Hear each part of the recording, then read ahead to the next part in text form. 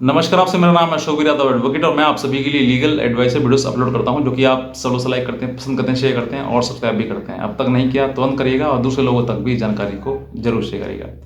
देखिए, पति पत्नी का जो विवाद है वो लगातार बढ़ते चला जा रहा है और बहुत पति और पत्नियां इस चीज़ से शिकार हो रही हैं, परेशान हो रही हैं। कहीं ना कहीं वो मुकदमा जाके वहाँ पर भी परेशानी मिलती है और जहाँ पर अपना जीवन व्यतीत करना चाहते हैं वो शादी जहाँ पर करी वहाँ पर भी कहीं ना कहीं प्रॉब्लम का सामना करना पड़ रहा है। आज का जो युग है, आज की जो जनरेशन है वो जरा सा भी मतलब प्रेशर नहीं झेलना चाहती है।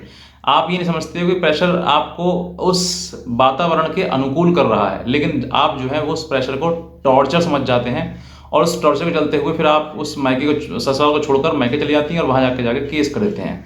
तो ये सब चीज़ें आपको नहीं करनी है। बहरहाल आज मैं आपको बताऊंगा कि अगर आप पति हैं और आप पत्नी से बहुत ज़्यादा परेशान हैं तो आपके लिए ये वीडियो पूरा है, आप जरूर देखिएगा, क्योंकि छोटी छोटी चीज़ों से ही आपका रिश्ता बिगड़ जाता है और छोटी छोटी चीज़ों से ही आपका रिश्ता बन जाता है।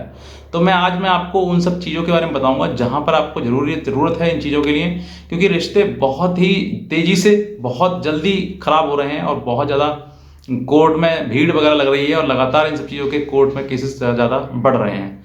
तो देखिए, सबसे पहली बात, अगर आप पति पत्नी हैं और पति पत्नी आप अपना एक गृहस्थ जीवन बिता रहे हैं और चीज़ों को कुछ हो सकता है कि अभी रिसेंट में आपकी शादी हुई है और अब जो है वो शादी टूटने के कगार पर है, चीज़ें संभल नहीं रही हैं।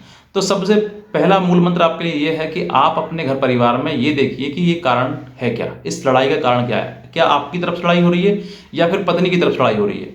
अगर पत्नी की तरफ से हो रही है तो आप पति हैं तो आप स्वयं मुझसे पूछें कि बताइए कारण क्या है, क्यों आप इस तरह की चीज़ें कर रही हैं। अब हो सकता है उसमें किसी चीज़ की उनकी डिमांड हो कि भाई मुझे घर से बाहर घुमाने ले जाइएगा, या मुझे गांव में नहीं रहना, मुझे सिटी में रहना है, या मुझे ये चीज़ ला कर दे दीजिए। कुछ भी अगर मान लो पिकनिक वगैरह या घूमने फिरने का कुछ भी चीज़ अगर लग रही है कि हाँ ये चीज़ नहीं है, इस वजह से कलेश हो रही है, तो वो चीज़ दिलाकर ख़त्म करो।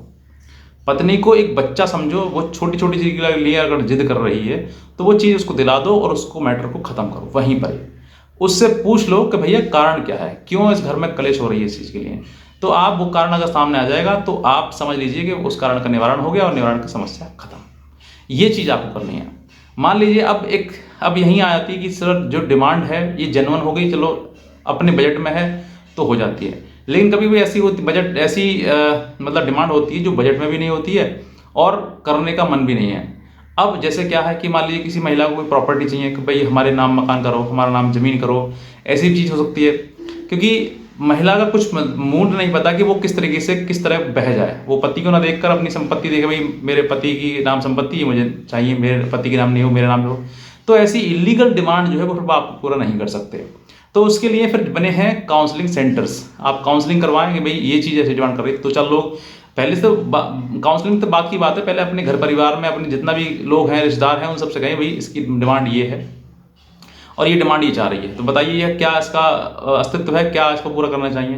तो लोग घर के परिवार के या फिर रिश्तेदार जो भी आपके हैं उन सब वो सभी इसको समझा देंगे कि भाई ये चीज़ आपकी गलत है। तो गलत है तो हो सकता है कि पत्नी जो इस बात को मान जाए। तीसरी बात कि वो आपके साथ रहना नहीं चाहती है। हो सकता है कि भाई रहने का मन हो उसका, उसकी शादी जबरन हो, या फिर उसका मन ना हो, या फिर कोई और चीज़ सामने आ गई हो। तो वो चीज़ें आपको देखनी कि जब लगता है कि भाई सामने वाला रहने के साथ में तैयार नहीं है, चाहे वो पति हो या पत्नी हो, दोनों में ही है, तो बैठकर उससे पूछ लीजिए कि तुम्हारा मन मेरे साथ में रहने का है या फिर नहीं है। क्योंकि जब घर में कलेश होती है या फिर किसी बात का कोई कारण है, विवाद हो रहा है, तो उस विवाद का जो मतलब उसके कारण है उसके पीछे, वो आपके समझ में ऑटोमेटिकली आ ही जाएगा। क्योंकि कारण कहीं ना कहीं वो बताया नहीं जाएगा आपको, लेकिन वो उस पास आप समझ जाएंगे कि इसके पीछे ये कारण है। तो वो कारण आप समझकर उस चीज़ का निवारण करिए कि यहाँ पर ये कारण है। क्या आपको साथ में नहीं रहना है तो दोनों पति हो पत्नी हो दोनों साथ में बैठकर इस चीज़ के बारे में चर्चा करें, बातचीत करें। मान लीजिए नहीं रहना है तो फिर आप सेक्शन 13B के तहत म्यूचुअली आप डाइवोर्स ले लें, अलग हो जाएं। और नहीं मतलब रहना है साथ में तो शांतिपूर्वक, जैसे दोनों एक दूसरे की बात मानते हुए एक साथ रहें। अब यहाँ पर मान लीजिए कुछ कभी ऐसी भी असमंजस जैसी कहानी आ जाती है कि सर समझ ही नहीं आ रहा है कि करना क्या है। ना ही तो वो रह रही है, ना ही वो घर से मतलब मुझे छोड़ रही है, मेरे ऊपर मुकदमा भी कर रही है और फिर मुझे परेशान भी कर रही है। ऐसे भी सिचुएशन पर आ जाती है सामने। तो ऐसे समय पर देखिए फिर तो आपके सामने एक ही रास्ता है कि अगर वो नहीं रहना चाहती है तो फिर आपने भरसक प्रयास कर लिया कि भाई मैंने बहुत कोशिश कर ली उसको समझाने की भी, लेकिन वो समझ नहीं रही है।